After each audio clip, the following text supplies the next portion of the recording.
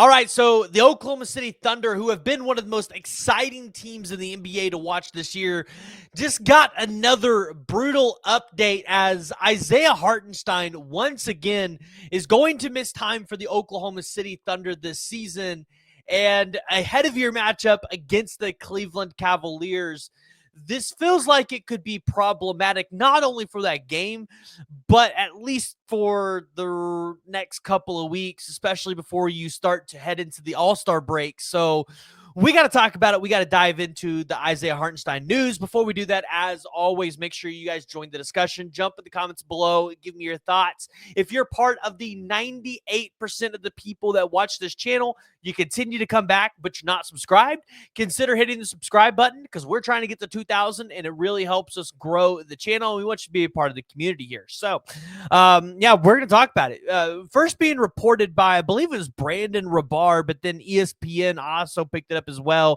Oklahoma City Thunder Isaiah Hartenstein will miss Thursday's matchup of the two teams with the NBA's best records because of a left, and I believe it's pronounced a soleus strain, the team announced. So I had to look up what the soleus was, and the definition for it is it's a broad muscle in the lower calf that flexes the foot to point the toes.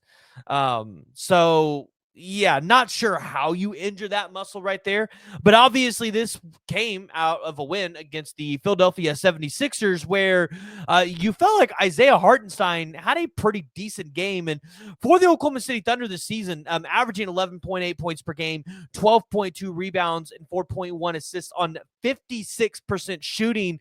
This is a huge loss because right now you still do not have the one and only Chet Holmgren yet, right? You're still without your other center. So missing a guy like Isaiah Hartenstein, especially before you go up and have to play Cleveland, where it feels like their bigs kind of ate in the first game, and it feels like they're probably going to eat again.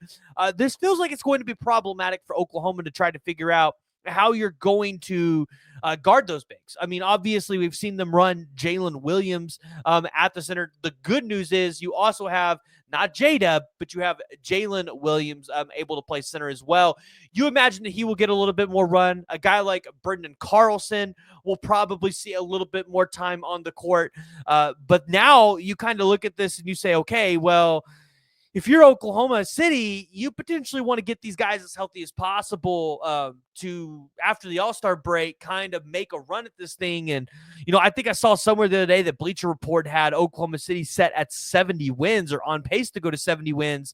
That might be in jeopardy now if the Oklahoma City Thunder can't get a guy like Chet Holmgren back pretty quickly or Isaiah Hartenstein, because you could start to quickly drop some games. Now, the question is, though, can a guy like Jalen Williams step up for the Oklahoma City Thunder and, you know, ultimately kind of fill in that role? And I'm not saying he's got to be a guy that goes out there and grabs 12 rebounds a game, but can he go out there and get you 8 or 9 rebounds a game? Can he be a guy that matches up with a Jarrett Allen who only averaging 14 points per game, but is grabbing 10 boards?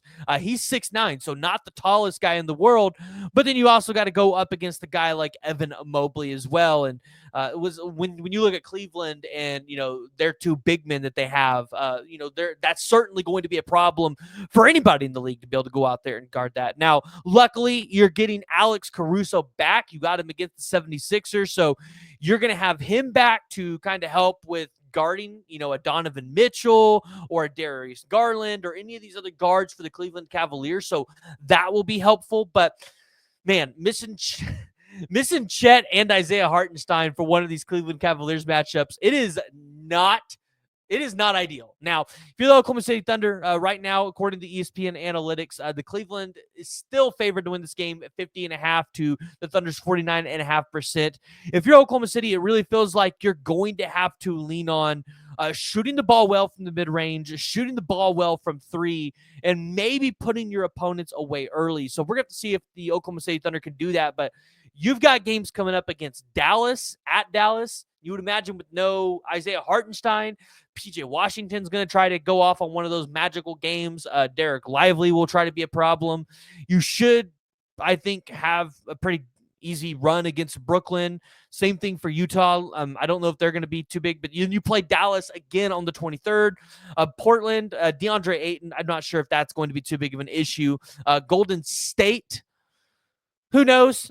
Sacramento, you're going to have to deal with Domantas Sabonis, and then Milwaukee on February 3rd. So ideally, you'd hopefully like to have Isaiah Hartenstein back, before the end of January, maybe before the Portland game, just so he can get a run against, a pretty, I'm not going to say an easy win, but a win that shouldn't be too hard to go out there and get. And then a team against Golden State where it'll likely be competitive, but again, you should be able to go out there and beat the Warriors, and that'll give him some run before he has to go up against some good centers against Sacramento and then go up against a guy like Giannis Antetokounmpo out there in Milwaukee. And then Phoenix will obviously be its own schedule as well. So I want to hear from y'all. Join the discussion. Let me know what you guys think about the Isaiah Hartenstein injury. How does Oklahoma City overcome this? Obviously, having Jalen Williams and Brendan Carlson probably makes it a little easier to overcome, but with his timetable being a week to be reevaluated, we'll have to see if a Hartenstein ends up coming back. So jump in the comments below. Let me know what you guys think. And yeah, if you haven't already, make sure you hit that like and hit that subscribe button.